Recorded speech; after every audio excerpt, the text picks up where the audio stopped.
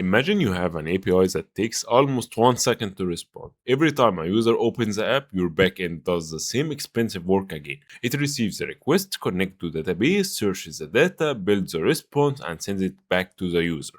Now imagine the same API responding in 50 milliseconds. Same request, same data, same result. The difference is one backend trick: caching.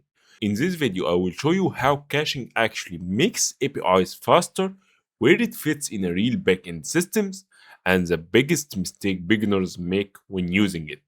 Let's start with a simple example. Suppose we have an API endpoint like this. For getting products, this endpoint returns a list of products for a mobile app or web app. Without caching, every request goes directly to the database. So if 1,000 users request the same products page, your backend may hit the database thousands times. That is a problem. Most of the requests are asking for the same data, so why should the backend repeat the same expensive work every single time? That's where caching comes in. A normal API request usually looks like this. Client calls the API is communicated with the database, and then it returns a response to the client.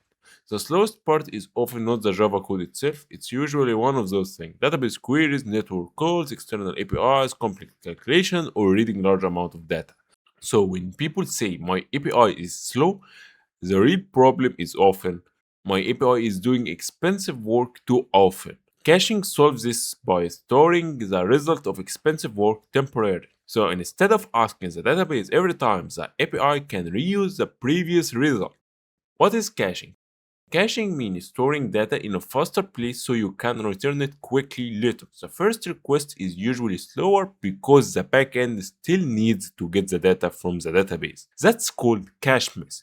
Clients communicate with the API to get the data from the cache. It doesn't find it in the cache, so it goes to the database, and then it returns to the cache to be returned to the user eventually. But the next request can be much faster because the data is already stored in the cache. That is called a cache hit. This means the client calls the API tries to find the data in the cache, and it actually finds it, so it returns it directly to the client without wasting any extra calls such as communicating with the database.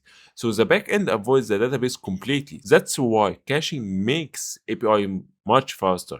Not because the data magically changes, but because the backend stops repeating the same work again and again. Simple real example. Let's say this API returns product categories. Categories do not change every second. Maybe they change once per day, once per week, only admin updates them. So this is a great candidate for caching. Without caching, request 1 calls the database, request 2 calls the database, 3 and 4, and any number calls the database. With caching, for request 1, the data is not stored in the cache yet, so it communicates with the database first. For request 2, the data is now stored in the cache, so it is now retrieved from the cache. Requests 3 and 4 also from the cache. So basically, the first request is the database, the remaining requests are from the cache until you evict the cache. That means the database does less work, the API responds faster, the system can handle more users. In Spring Boot, caching can be very simple. For example, you may have a service method like this. Every time this method runs, it queries the database, which is not optimal. But with caching, you can do something like this. Now, Spring Boot checks the cache first. If the data exists, Spring returns it immediately.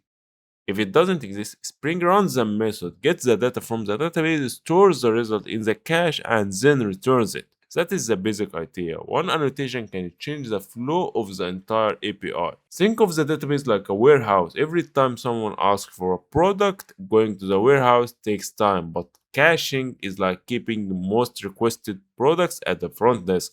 The first time you still go to the warehouse, but after that you already have the answer nearby. That is why cached responses are faster. The cache is not replacing the database. The cache is protecting the database from unnecessary repeated work. Important warning you need to be aware of. Caching has one dangerous problem. Old data. For example, imagine you cache a product price, the old price is $100.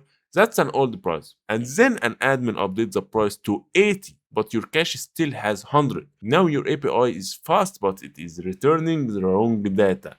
A fast wrong answer is still a bad answer. So caching is not just about speed. It is about deciding how long should this data stay in the cache. When should we remove it? When should we refresh it? This is called cache invalidation.